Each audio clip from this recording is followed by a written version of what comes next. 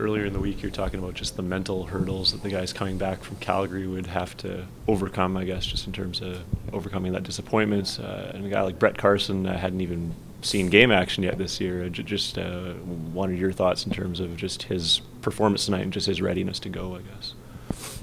Well, I thought Brett, it was good. I mean, minus, obviously we're glad for the goal, and that's just like frosting on the cake, so to speak. But, I thought it was good. The advantage for Brett was just the fact that he had finished the playoff run with us last year, so he's pretty familiar with what was going on. He just arrived late last night and then just, flew in late last night and played today. So we wanted to get him right back in the mix a little bit.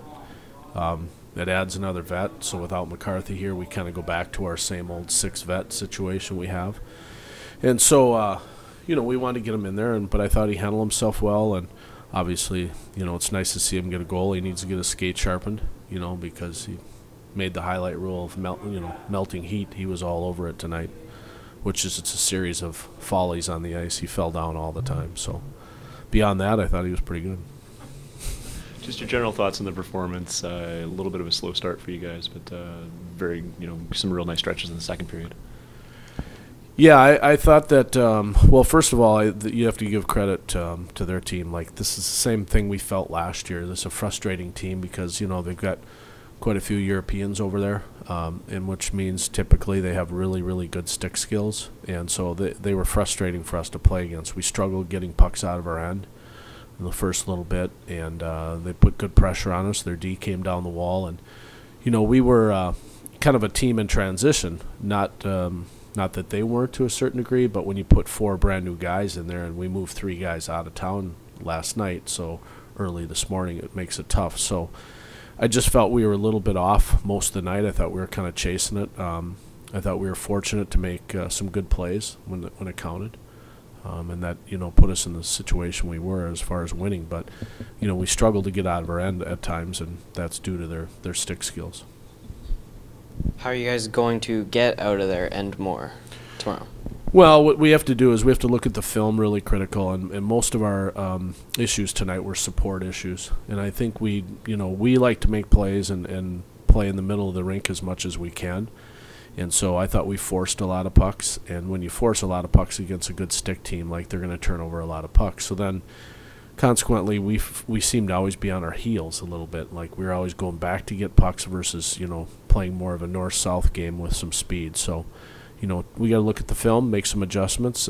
It's mainly just a support issue, and it's an awareness issue how good they are. So we got to give them credit. We've got to make some adjustments. Is there any point in the game where you said, thank God for Danny Taylor? It was didn't have to make a lot of saves early, but that third period, he had a few clutch ones, in my opinion. Yeah, Danny's been, he's been right on his game for a while here. Ever since Hudson entered his life, seems to have really good focus, and he's well prepared. I think Danny, in general, all of our goalies don't have to make great saves all the time, but to your point, I think he had to make more great saves tonight to find us to win than maybe we did earlier this week. And you got to give him good credit and good focus.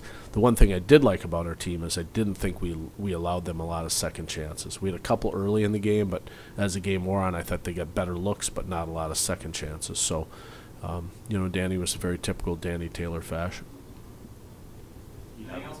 You had one goalie picked as an AHL All-Star this week, but Taylor's second in the league in goals against average. I mean, to what extent do you see maybe, man, that's a bit of a snub?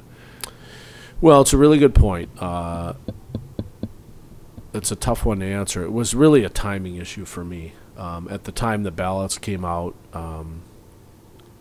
it was Brust was on a streak. It was just after that. And the publicity was worldwide on that whole shutout streak and breaking the record and everything like that. And Danny had a little slip there at that time, and Barry was kind of carrying the mail.